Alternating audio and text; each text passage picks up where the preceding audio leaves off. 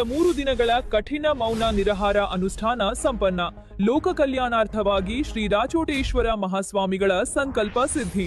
ಗದಗ ಜಿಲ್ಲೆಯ ಪ್ರಸಿದ್ಧ ಧಾರ್ಮಿಕ ಕ್ಷೇತ್ರವಾದ ಅಂತೂರು ಬೆಂತೂರು ಗ್ರಾಮದ ಶ್ರೀ ಜಗದ್ಗುರು ರಾಚೋಟೇಶ್ವರ ಸಂಸ್ಥಾನ ಮಠದಲ್ಲಿ ಶ್ರೀ ಜಗದ್ಗುರು ರಾಚೋಟೇಶ್ವರ ಮಹಾಸ್ವಾಮಿಗಳು ಕೈಗೊಂಡಿದ್ದ 33 ದಿನಗಳ ಸುದೀರ್ಘ ಲೋಕ ಕಲ್ಯಾಣ ಮತ್ತು ಮೌನ ನಿರಾಹಾರ ಅನುಷ್ಠಾನವು ಅತ್ಯಂತ ಭಕ್ತಿಪೂರ್ವಕವಾಗಿ ಮತ್ತು ಅರ್ಥಪೂರ್ಣವಾಗಿ ಸಂಪನ್ನಗೊಂಡಿತು.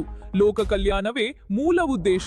ಜಗತ್ತಿನಲ್ಲಿ ಶಾಂತಿ, ಸುಭಿಕ್ಷೆ ಮತ್ತು ಮಳೆ ಬೆಳೆ ಸಮೃದ್ಧಿಯಾಗಿರಬೇಕು ಹಾಗೂ ನಾರಿನ ಜನತೆಗೆ ಒಳಿತಾಗಬೇಕು ಎಂಬ ಮಹದಾಸೆಯಿಂದ ಶ್ರೀಗಳು ಕಳೆದ 33 ದಿನಗಳಿಂದ ಕಠಿಣ ಮೌನ ವ್ರತ ಮತ್ತು ನಿರಾಹಾರ ಅನುಷ್ಠಾನವನ್ನು ಕೈಗೊಂಡಿದ್ದರು.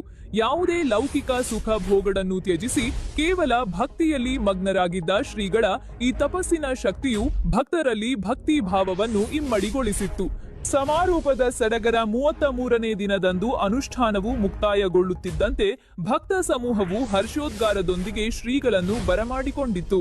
ಈ ಸಂದರ್ಭದಲ್ಲಿ ಮಾತನಾಡಿದ ಭಕ್ತರು, ಶ್ರೀಗಳ ಈ ಕಠಿಣ ತಪಸ್ಸು ನಮ್ಮ ಗ್ರಾಮಕ್ಕೆ ಮತ್ತು ನಾಡಿಗೆ ದೊರೆತ ಸುಕೃತ.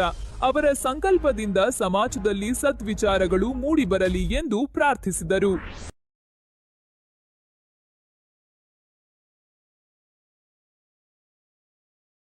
ಅಂತೂರು ಬೆಂತೂರು 33 ದಿನಗಳ ಕಠಿಣ ಮೌನ ನಿರಾಹಾರ ಅನುಷ್ಠಾನ ಸಂಪನ್ನ.